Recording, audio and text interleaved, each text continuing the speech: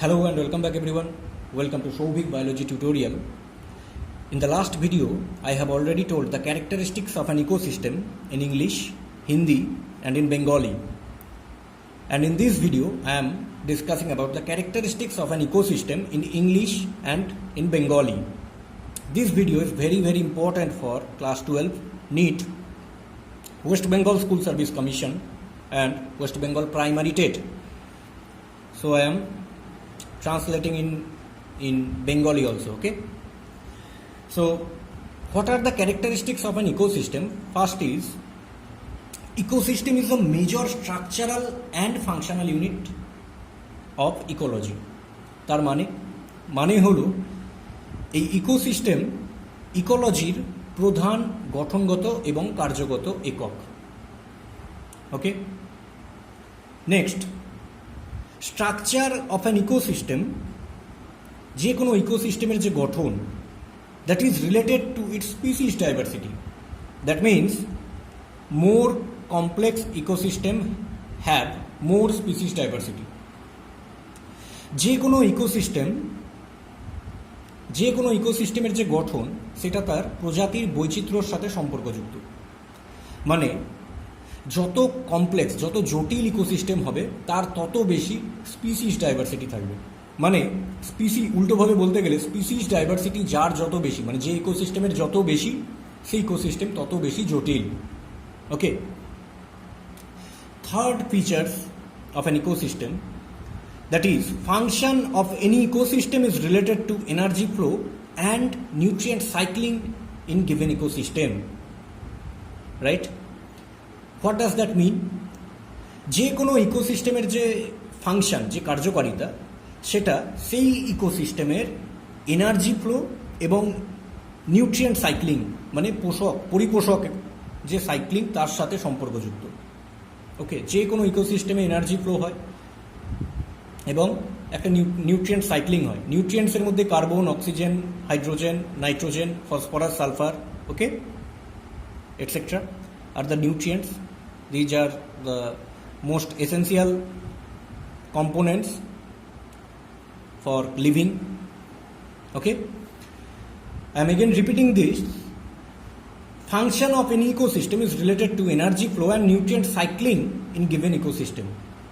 Right? Next point, any ecosystem is composed of biotic and abiotic factors. Last ভিডিওতে আমি already কথা বলেছিলাম Biotique এবং অ্যাবায়োটিক ফ্যাক্টরস, যখন আমি ডিসকাস করছিলাম ইকোসিস্টেমের কম্পোনেন্ট সম্পর্কে। ওকে, সো ইকোসিস্টেমের component mainly two types, mainly divided into two: biotic, that means living things, এবং abiotic, that means non living things. Right? Next point, any factors are depending on every another factors within an ecosystem.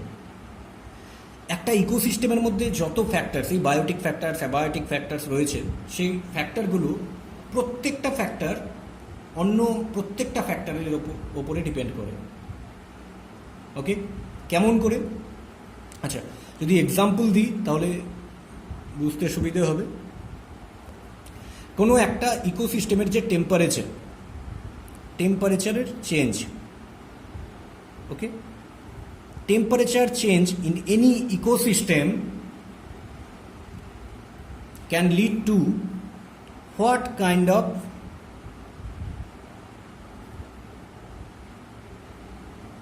plants will grow. ধরে নেওয়া যাক temperature change হলো কোনো একটা ইকোসিস্টেমে। This is a particular ecosystem.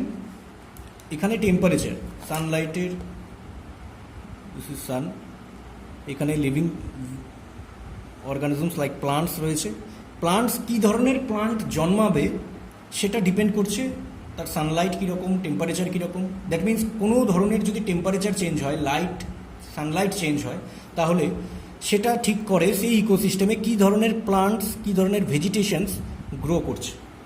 Okay, that means any factors, যে কোনো factor of any ecosystem is depending on every another factors, অন্য সকল ফ্যাক্টরসের উপরে ডিপেন্ড করে। Right? Next point,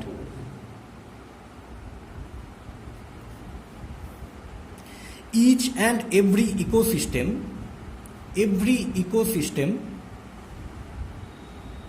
is different from another ecosystem. মানে একটা ইকোসিস্টেম অন্য আরেকটি ইকোসিস্টেম থেকে আলাদা হয়। ওকে, সেটা কীরকমভাবে আলাদা হতে পারে? যে কোনো দিক থেকে। যদি সাইজের দিক থেকে দেখা যায়, সাইজের দিক থেকে, on the basis of size, each and every ecosystem is different from another ecosystem. যদি অ্যাকোয়াটিক ইকোসিস্টেম এক্সাম্পল স্বরূপ দেখা যায়, অ্যাকোয়াটিক ইকোসিস্টেম যদি নেওয়া হয়, তাহলে অ্যাকোয়াটিক ইকোসিস্টেমের মধ্যেই পন্ড ইকোসিস্টেম আসছে, আবার ওশিয়ান ইকোসিস্টেমও আসছে। সো সাইজের দিক থেকে ভ্যারি করলে পন্ড ইকোসিস্টেম অনেক small, whereas ocean ecosystem is large. Okay, that means every ecosystem is different from another ecosystem on the basis of size. Okay, pond ecosystem is small and ocean ecosystem, if you take as an example, ocean ecosystem holo large. Okay, next point, every ecosystem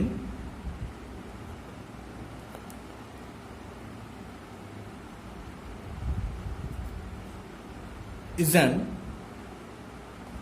open system. Okay, every ecosystem, প্রত্যেকটি ecosystem হলো একটা open মানে মুক্ত system. কারণ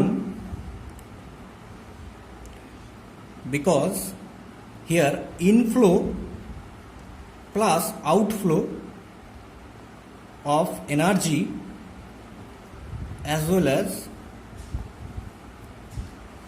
nutrients occur. প্রত্যেকটি ecosystem মানে প্রতিটি ecosystem হলো একটা ওপেন সিস্টেম, যেখানে ইনফ্লো এবং আউটফ্লো অফ এনার্জি মানে অন্তর্প্রবাহ এবং বহির্প্রবাহ of energy as well as nutrients occur. যে কোনো ইকোসিস্টেম হলো মুক্ত, যার মাধ্যমে এনার্জি এবং নিউট্রিয়েন্টস ইনফ্লো হয় এবং আউটফ্লো হয়, right? If this is an ecosystem, there is inflow of energy occurs as well as outflow of energy occurs. Okay, next point, ecosystem যে কোনো ecosystem, right? Any ecosystem mature by passing from less complex to more complex state. Okay, now what is the meaning of this? Any ecosystem mature by passing from less complex to more complex state. মানে যে কোনো ecosystem complex মোর complex হতে আস্তে আস্তে হয়, সেটা gradually হয়। That means যে কোনো ইকোসিস্টেম ম্যাচিওর হয়, প্রথমে লেস কমপ্লেক্স থাকে, তারপর সেটা ধীরে ধীরে মোর কমপ্লেক্স ফর্মে আসে। এই যে ঘটনাটার একটা পার্টিকুলার টার্ম আছে, right? Sorry, this is known as ecological succession. বাংলায় বলে ইকোলজিক্যাল পর্যায়ক্রম। Okay, any ecosystem mature by passing from less complex to more complex state, মানে প্রচুর ধাপ পেরোতে হয়। একটা ইকোসিস্টেম যখন ফর্ম হচ্ছে সেটা অনেক সিম্পল থাকে ফার্স্টে, রাইট? তারপরে সেটা বিভিন্ন পর্যায়ের মাধ্যমে আলটিমেটলি একটা কমপ্লেক্স ফর্মে আসে, যেটাকে ক্লাইম্যাক্স বলা হয়, রাইট? পায়োনিয়ার কমিউনিটি সেখান থেকে মোর কমপ্লেক্স হতে হতে একটা ক্লাইম্যাক্স কমিউনিটি ফর্ম করে। এটাকে বলা হয় ইকোলজিক্যাল সাকসেশন বা ইকোলজিক্যাল পর্যায়ক্রম। Okay, so that's all about the characteristics of an ecosystem. আমি ইংলিশে অ্যাজ ওয়েল অ্যাজ বেঙ্গলিতে বললাম for English medium students as well as Bengali medium students, right? I hope this video is helpful. If you like this video, then please like, share and subscribe for getting more videos like that. Thank you very much.